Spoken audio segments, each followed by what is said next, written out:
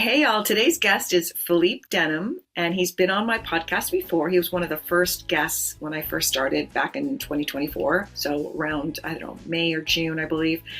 And I've been speaking with him recently, and he told me about a really interesting project that involves comedians. So I'm interested to see what this is all about. And it sounded funny, at least from the 5 minutes that he told me about it. So please welcome back Philippe Denham. Welcome to my podcast where I'll be speaking with guests candidly about interesting topics. So join me on Candid with Kimbra. I just want to say welcome back. I know we've been talking about doing this for a while, and you made the time for me like you always do. My pleasure. Yeah. It's always a pleasure to speak to you. I know. I know. I mean, I don't know. I mean, thank you for saying that. Guess what movie I'm going to go see tonight? You're going to see Complete Unknown. How'd you know? Because it was the only music one that you could think of right away, right? Well, it just seems like every adult I know is going to see that movie. I know anyone under 20 is like, Bob Dylan? What do you mean? Yeah. But I hear nothing but good things about it. I have not seen it. Yeah, I know. I'm seriously making the time, believe me. It's like it's been so crazy, with the fires and everything down here, right? Oh my God. Have I ever seen something like that before? No, never. Yeah, and you weren't born in LA, but I was, and I've lived here my whole life. And I think that's this is the worst tragedy, or natural disaster, I guess you'd say.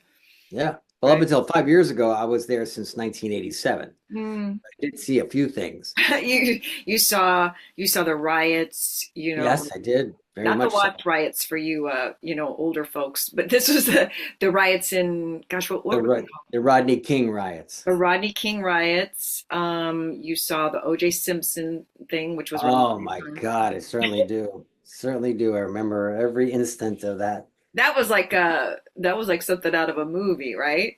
It was a movie. Jeez, yes. Yeah. It was literally and figuratively. And I just had signed one of my very first contracts for a job, and I was celebrating with my partner, who's still at times my partner after all these years. And we went for a celebratory drink, and we looked at the TV, and we saw White Bronco and O.J. Simpson making a getaway. What? And the infamous White Bronco. I've been watching a lot of Netflix documentaries, and there was, the Menendez brothers. I really got into that one for a while because it's another case of, celebrities, right? But they weren't celebrities, but like a high-profile family, right? That seemed to have everything, and then just what happened? Oh my God. I mean, again, that's another case that I remember step by step having to go through and live through. Yeah, I know. So there was that, I forgot the lawyer's name, but there was that dubious lawyer where they were like, Leslie Abramson, is that her name? Leslie. Was that her name? Yeah, because like I said, I watched it on Netflix, and it was like, she seemed to really be into that. Like she was really doing it. She really was really trying to help them, but it was. Yeah, but there was a lot of rumor that she might have been sleeping with the older brother. Oh. And again, rumor. Right. Enough where you kind of start questioning it yourself. Yeah, right. They didn't really talk about that in the Netflix special, Ryan Murphy special, but they talk about everything else. The brothers are sleeping with everybody else, or sleeping with each other. He filmed it from like different angles or different perspectives, or what could have been maybe, and it was quite the story. And their mom, played by, gosh, I can't think of her name, Chloe. Was it? Sevigny? Yeah, I believe she plays the mom. Oh, wow. And she's really good. And, she's just like this housewife is like, just wow. Yeah. Chloe Sevigny was like the 18-year-old kind of alternative weirdo actress at one point. I know. And now she's playing Menendez's mother. I know. Drunk all the time, Anyway, I wanted to talk to you about this project that you're doing because it just sounded so good. It's something to do with comedians, right? That's one of the two projects that I'm doing. Got more than one. Yeah. So So yeah, that first one is called Laughstream, and it came out of a very organic place. There was a guy who managed, a few comedy clubs in LA Hmm. Hmm. and got to know the whole comedy world. Then COVID hit and shut down all the comedy clubs. Okay. And he no longer had an income. So he tried to figure out how he could continue work. So he took his 32-foot Airstream, Okay. cut a big hole in it, and put hydraulics in it so it lifts up and creates a stage, an outdoor stage. So during COVID, he was going around with comedians and performing in parking lots of like golf, First, clubs and county fairs, and it was a safe environment for the comedians to continue performing. what a great idea. So yeah. So we're developing it into a show where we take two comedians every week. We drive through wherever, but mostly Southern California. We bring them to towns that don't have comedy clubs. We Hmm. pick up a local comedian, and then we basically stay with them for the week where they're going to do the things that are synonymous to that area. So when they were in Ventura, they went surfing. And Right. so, of course, all the comedy that happens out of that. But in the meantime, we're setting up the actual event, the actual performance night, and everything leads. And so you see them working on jokes, you see them crafting their materials and their bits. It kind of like pulls the curtain open as to how comedians work their Hmm. art, Hmm. and it all leads to the night of the performance on the laugh stream, on the stage of the Airstream. So I went out to LA or Ventura last month, filmed 2 pilot episodes, and that's where we're editing right now. So they're in an Airstream. I mean, it's an Airstream mainly that he films, that he works out of. Yes. Well, the Airstream opens into a stage. Mm. So before the show, they hang in the Airstream. After the show, they sign the Airstream wall. People come in and out to congratulate them. But the performance is sort of exterior of the Airstream, but still part of the Airstream. And yeah, So the comedians, are they well-known comedians? Are they up and coming? they're mid-level comedians. Okay. So while we were filming our headliner, he got a call, and this week we're filming him, I think, on a Thursday or Friday, and he got a call from Colbert booking him on the show for Monday. That's good. Yeah. Yeah. So these are kind of like these kind of mid-level that are just now Hopefully getting getting the big a break. big spot. Yeah. Yeah. That's awesome. Yeah, when you told me about that, I was because I'm so fascinated with comedy and comedy shows these days. I guess because I Yeah. just want to laugh. So Yeah. Yeah, yeah, exactly. No, this is super interesting because it's part follow doc, where you Mhm. see them just kind of being themselves, and they're always kind of like on and kind of Mhm. funny, Mhm. Mhm. clever. And then you see them, doing their performance, their bit Mhm. to just kind of a wild audience, Right, uh, right. that usually don't pay. And of course, they buy the alcohol or whatever else from the place that we're doing it in. Hmm. In this case, we did an exterior of a brewery, Ventura Brewery, in Ventura. And so that's the trade-off. We bring a whole bunch of people into the brewery, they buy their alcohol, everybody sits outside and enjoys the performance. I see it. And It's a win-win for everybody. how long does the show usually last? Oh man, it lasted a good 2 hours. It Really? really did. Yeah, yeah, they do the whole thing. So our business model is to start a YouTube channel, have some short episodes on it, charge $5 a month to subscribe, and that unlocks all the other material Hmm. Hmm. and the full performance. Hmm. Mhm. Wow, that's so now. are you done with the actual trailer or pilot, or are you going to be adding on more to it? We're going to be adding on, and we're right now in the process of having the first pilot episodes edited. Mm. So we're looking at 12 to 15-minute episodes, fast, boom, boom, boom. Get into a flow, meet a whole bunch of new comedians, three at a time, and then hopefully, we start getting subscriptions and we unlock all the other materials. And did you say the name of this project, or is there a name? Laugh stream as Oh, opposed to Laughstream. Airstream, Laugh Got it. stream. I Hmm. like it. I like it. Yeah, I Hmm. feel like comedy is, I mean, it's always been this way, but I feel like now it's even more like mainstream in a way. Like stand-up comedians, it's really become the thing where everybody's a stand-up comedian, which is good, I mean, because I feel Yeah, like and people are telling for the good and for on the good side and the bad side, like they're through laughter, they're saying a lot of political stuff, uh, yes, right wing or left wing or whatever, but a lot for of sure. they're using those platforms. Yeah, for sure. And in this case, I think it goes through cycles and waves. There's a show that comes out on TV and it's a big hit, and so all of a sudden the market gets saturated with shows about stand-up comedians. This is kind of a different way to Sure. present Yeah. stand-up comedy. Because like you said, it's a follow doc, It's a right? follow doc and then a performance, so you get both aspects of it. I like that. So And do you have a and you feel the environment. It's not a brick wall or a curtain. You feel that's the true. environment That's true. of where that Airstream is parked. And it completely changes the crowd. It completely changes the atmosphere, and it really adds. It's its own character The in Airstream is. yeah.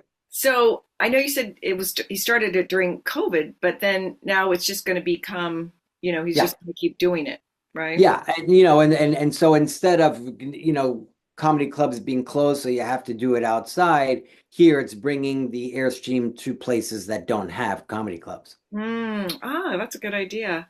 In fact, like from Ventura to, I forgot what it was, maybe San Luis Obispo or something. There's 170 miles that does not have a comedy club. So this is where we hit and get people that don't want to spend $200 and want to go see live comedians, live True. stand up. Yeah, because So I we just bring it went. to them as opposed to them coming to us. You made a good point though, because going to comedy clubs now is expensive. Like I just went to the Catalina Bar and Grill, Jazz Bar Yeah. and Grill. They're doing comedy night there sometimes, and it was really good. But you have to buy a minimum amount of a dinner and Yeah, drinks. It can sure. get pricey. No kidding. Absolutely. Yeah. So this is So comedy for and everybody. it's really interesting because the comedians like this vibe of like being on the road with other comedians and doing fun things during the day and Hmm. then working on their bits and then talking about comedy. It's like these shows are very interesting when you have like actors talking about their craft and Hmm. whatever it is. And so here, when you have, you know, two or three comedians that don't know each other or don't know each other well, and they're each giving their opinions and their sense of comedy and what it's like going in different places in the country and how each audience reacts differently and how they have to constantly hone and change their bits and to True. be sensitive to the environment. It's really fascinating to hear them talk about it. Yeah, that's true. Like tailor it a little bit, like to the audience. Yeah, oh, completely. I have a question for you because I have a lot of comedian friends. So how does one get on the show as a comedian? Who does the casting for that? Well, the guy Ben Jarovic, who managed clubs in LA, is now doing the casting, but we want to open that up, Mm-hmm. and there will be A call the at some point. ability to present yourself on our website. Um, but also, word is going to get out fast. Word is already getting out fast because I think the comedians have a really good experience on it Mm-hmm. Mm-hmm. and filming it. And so when they get back into their comedy worlds, word is getting out. So, do you guys already have a buyer for this? I mean, is there a destination or is it just still? No, the destination is YouTube. Oh, okay. And because the first couple went so well, we have more and more sponsors coming to us and saying, Hmm. "Hey, we'll give you some money to come to our venue. You know, we have a golf course, we have a, or a county fair that's saying like, we would love a stand-up comedy component. Hmm. So I here's like that. some money." And so, and then maybe it's sponsored by a cannabis company, or it's also sponsored by, a brewery, or like last one. And so you put that together, we have a lean budget Right. I produce through my company, Hmm. and then we present it, and edit it into episodes, and then YouTube, and then and subscription. So that's the business model. I've been doing network television for 30 years, 35 Right. years. It's a very much in flux now. No one knows where it's going and what they want to buy, and everybody's scared. I believe that episodic television, other than the really big, mega big, Apple TV, Netflix series, I think it's going short form, Mm. 12 episodes. I mean, 12-minute episodes. So, Oh, honey, interesting. when do we have to leave for the dinner party? We have Right. about oh, okay. I can watch at least 3 more episodes. Yeah. That's what it's going to be. That's interesting, right? So you're going to start off on YouTube, but you wouldn't be, maybe it'll go on to something Could else, be. you know? It absolutely could, but I would love to work outside the system. I love personally working outside the system. I've made most of my money being inside the system, but I always feel like I'm an outsider working on the inside of the system. Now you want to be an outsider, working, getting in I the. want to be absolutely, absolutely, which means I don't want to be beholden to the advertising dollar. True, true. When you're doing like things on YouTube, you have a lot more leeway in some ways, you know? There's a on these little reels, TikTok or YouTube reels or Facebook reels, right? Hmm. There's sort of a famous quote of Elon Musk, and it's not like I'm a big fan, although I do admire some of the things he does. But Sure, what's sure. going now is I another know, but you story. can't say his name now because in certain circles, people are like, Yeah, you know? right, right. But he famously Right, has this little clip going, "Oh, that," and you're like, "What's he talking about?" And he's like, and he repeats, that. right. And then I saw the context, and the context was he doesn't advertise. Now think about Mm-hmm. that. Tesla is the That's most true. Good point. valued car company in the world. Hmm. He doesn't advertise because he said, why would I want to be beholden to someone else's view of what I should be doing? You know, Good and I point. have Good a point. I have a little bit of that in me. Fact. It's, Oh, yeah. I think we know what's funny, we know what's good television, we know how to tell stories. So if we can do it without the advertising dollar dictating to us what we need to do, Hmm. that's valuable. Right. No, that's a good point. I never thought about it with Tesla. Well, Yeah. it happened in the music business way before the video and television business, right? Because when people could start self-producing and self-distributing Hmm. their their music, Hmm.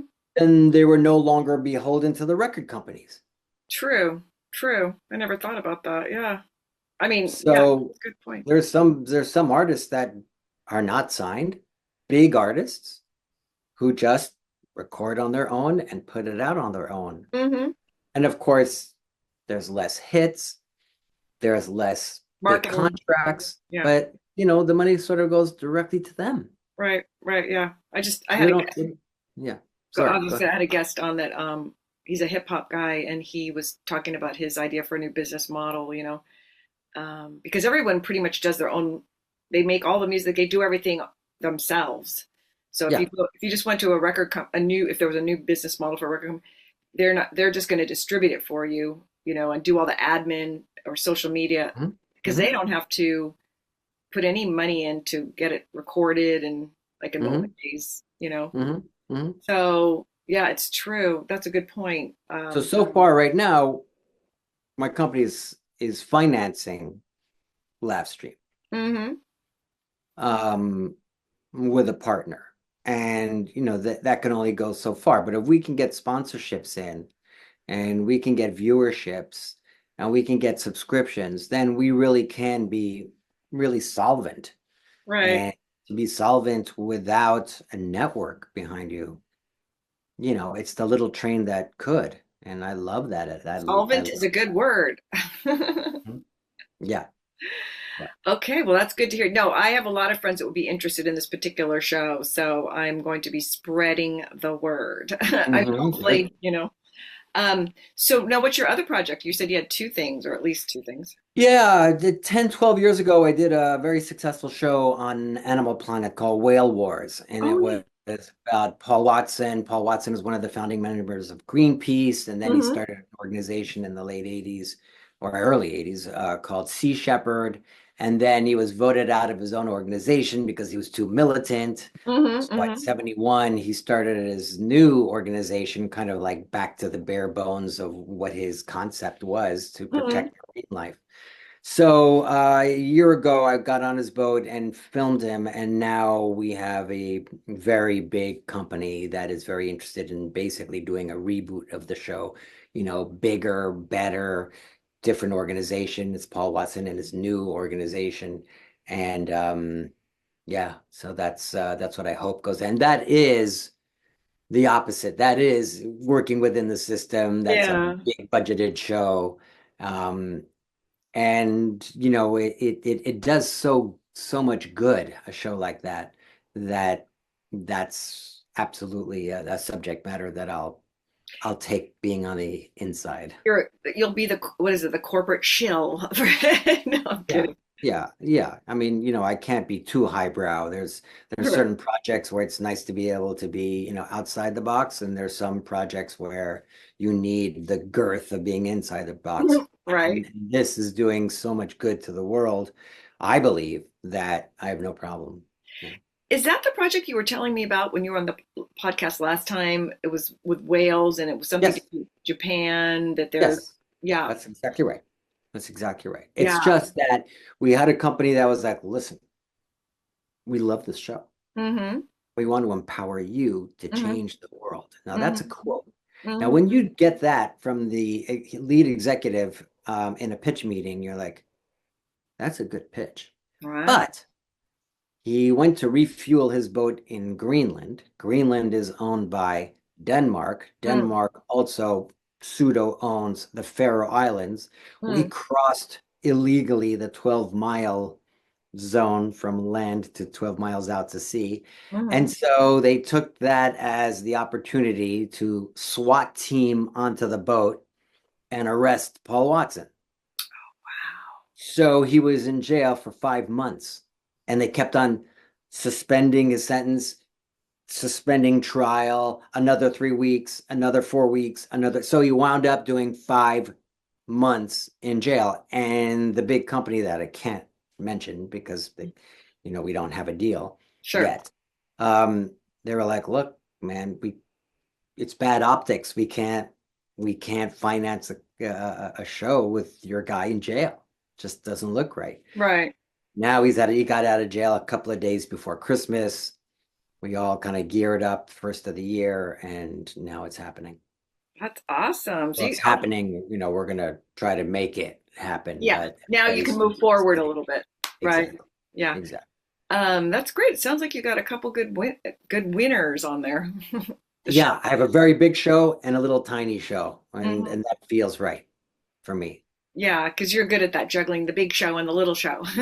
Yeah, and if it's my company doing it, I don't have the infrastructure of three big shows, and nor do I want it. I've worked for those companies all my career. I Hmm. want to be able to manage it lean and mean and Mm. locally. And I'm here upstate New York in Woodstock. I don't want to have to open up big offices in LA. No, thank you. No. You're I locally want those jobs. sourced. Yes, yes, yes. And there's enough talent in the area, and there's also enough talent via Zoom and everything else Right. that I'd love to be able to just have a big show and a small show right from my office in Woodstock. How's your mom doing? She just keeps on going. Good. I was 93, blind, tough, stubborn. All of the things that I dislike is also what makes her, keep the on things going. that bugged you growing up are keeping her alive, right? Absolutely. Absolutely. Yeah. Oh. So Um, thank you for asking. oh, you're welcome. So have you ever heard anything from any friends down in LA about the fires? Well, I know for a fact because I spoke to three friends that have been completely decimated. A friend of mine that I hired right out of USC. In fact, I think he was at USC when I first hired him in Mm, his last year, has been doing Big Brother for years and, was able to buy a condo in Pacific Palisades and send his two kids to school and, the whole thing. And there's just nothing. Four backpacks is what they own. mm. I know. I His work with wife posted a picture. That's it. Four little backpacks. Like that's it. I know I work with this musician who he I was talking to him earlier that day. I was like, "Are you okay?" So far, it's okay, right? And then by the end of the day, he was like, we lost the house." I was like, "Oh my God, it's so Yeah. sad. I feel so Yeah. sad." So I'm up to three people that have lost everything, Right. everything. Um, and so, I mean, as tragic as it is, it's so fascinating sociologically to witness this because they will rebound Yeah. and you learn how little you need. I mean, when I moved here, I really didn't have anything. When I moved from New York to Los Angeles, I really didn't have anything. And you can build a life. And what does that mean, building life? So I know it's tragic losing all your heirlooms. I know it's tragic losing, the house that I get all of that. But the human spirit Right. The is strongest. really, immeasurable. And that's what I'm witnessing now. And in a way, it's kind of, I don't want to say cleansing, but in a way, it's kind of like a rebirth. When you lose everything, you're like, I'm starting over. Mhm. And then the other good thing is you see all the people that have rallied, Yeah. like you see all the people, I've tried to help in some ways, and I might be organizing this music thing with someone that knows a lot of big performers, so Hmm. Hmm. we'll I'm see. sure. They're already doing a lot of that already, but I might be Yeah. doing them too. So Yeah. Good for you. I know. Well, I thought about it, but he actually started making it happen. And then I was like, oh, I was thinking I wanted to do that. So I'm like, I'm going to try to help, but fingers crossed that we get it done. Yeah. Yeah. Yeah. Yeah. Anyway, so what's your day like today? Are you working any longer after this or? Well, it's what time is it? It's 10 to 6. Mm-hmm. The art gallery opening in town finishes at 6, so I'm not going to make that. Oh, I'm sorry. Uh, oh, don't be silly. I'm It sorry. is fun once every couple of months, it's like, whoa, it's like a little mini Soho here in Woodstock. We've got Quite, culture. actually. Yeah, exactly, exactly. Well, yeah. The artwork is okay. Sometimes it's pretty good, but the standard is it's a It's little bit different. It's not meant. low. It's not Soho in New York, like you said, right? No, no, there's some really great artists, but then overall it's a little local yokel, and which is fine and charming. Crafty, And, crafty. yeah, and then people come from everywhere. The city people that come up for the weekend, and then the local artists that come out to support, and so that's always kind of fun. And then otherwise, I just keep on molding that piece of clay. I keep on molding that sizzle reel and changing it until, it's as airtight as it can be. And, I present it on Thursday. Oh, this Thursday is when you're going to Yeah. present. Oh, Yeah. wow, you might have said that. Oh, Yeah. do you get nervous on these things, on these pitch things? No, no, I don't, which is kind of interesting because I'm just so passionate about it. So as soon as I open my mouth, I just okay, and then it's this, and then it's that, and there's this, and I was on the boat 7 times, and then that, and they're like, okay. So You're I like, don't, okay, Philippe, we get it. We get yeah, it. yeah, yeah. I'm deep into every project, and I'm only into the deep into every project because I really care about them. So it's easy to talk about them. That's good. That's true because you're not being fake. It's you're Yeah, being authentic about it because you really do care about. I Well, do care. I don't know if I can't. I was going to say you seem to only get involved with projects you really care about, but that's not probably necessarily true. I mean, we all have to do things for the money sometimes. Yeah, absolutely, absolutely. But it's been really rare that I've gotten into a project that I was like, wow, I really don't like this one. I mean, I did a project for History Channel, which really surprised me, where it was 6 episodes, and I had to prove that what's the book? Devil in the Details. The Devil. It was about the World's Fair of like Oh, 1888 or something like that in Chicago, and there was a serial murderer called H. Holmes, ooh, that sounds fun. and they wanted to prove that H. Holmes was also Jack the Ripper. And Oh, okay. now that was a tough stretch to try to Yeah. bridge these two murderers, Right, right, right. And and did they yet. have detail? Were there reasons why they felt this, or they were just trying to come up with? Well, yeah, the great grandson of H. Holmes to sell his book put it out there. And History Channel bit. And so there was enough evidence maybe that you could suspend the audience's disbelief, Mm-hmm, mm-hmm. but that's not exactly what you want to go on. So, I mean, so that was tough when you're trying to prove something and you're being paid and the pressure is on to Right, try to prove something that ultimately you feel is not provable. right. That's a conflict of interest. Yeah. So did you I finish hired it? a young person who said, I don't understand. You're making uh, fiction out of nonfiction. I don't Oh, know. no, you're making nonfiction out of fiction. Yeah. Okay. And yeah, that's no, that's right. You're making fiction out of nonfiction. Yeah. It's nonfiction, like this really happened, but you're making fiction as to how you're wrapping this together. That's tough. Well, I guess you just say you would sell it as like, it's one possible theory type thing. Yes, that's exactly what you do. Yeah. Exactly what you do, and you have to do it. But sometimes I'm a little bit moralistic, maybe more than I should be to be super successful in this business. I And so heard. it's tough. It's tough to kind of feel at the bottom of your heart, this is BS, but yet you got to march on and Yeah. try to prove it. Yeah. Well, hopefully. And did you finish that project, right? I did not do I didn't take it to the end. I Okay. didn't. I got onto another project, and so I prepared it, and then I saw the first episode, and it was not at all my vision. So I was sort of happy that. Yeah. Well, I want to know when this comedy thing's Laughstream gets a little bit more like I can't wait to see it because I just think it sounds really good, you know? Mhm. So you have to keep me posted so I can put it on there. I Look at will. Philippe's new project, blah, blah, I blah. will. I will. I will. No, it's a fun project, and I hope it proves a bunch of things. I hope it proves that it's really interesting for people to see how comedians are off stage, Mhm. how they hone their skills and work their bits, even though it looks all kind of like free form when they're on stage. True. How we can make a successful show, avoiding all the big networks and conglomerate media companies, and really be supported by the individual, the people that enjoy it. Yeah, like I said, I've been listening to a lot of comedy podcasts with famous and successful comedians, and I'm learning all these things that the terms they use, like what is it, crowd something, where they work the crowd, and then they see when things work and don't work, and how they Mhm. refine it, and how they get themselves out of a hole if they go there. So Mhm. it's really, and I went to see Nikki Glazer Yeah.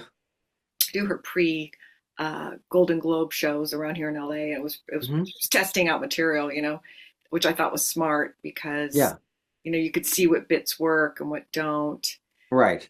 And there's a certain timing too to any any successful comedian, like the way they deliver the line, and it's Yes. so manipulative. And they're Yeah. being very manipulative, but you don't. Totally. But you got to do it casually, so it doesn't seem like you're doing it, right? Yeah.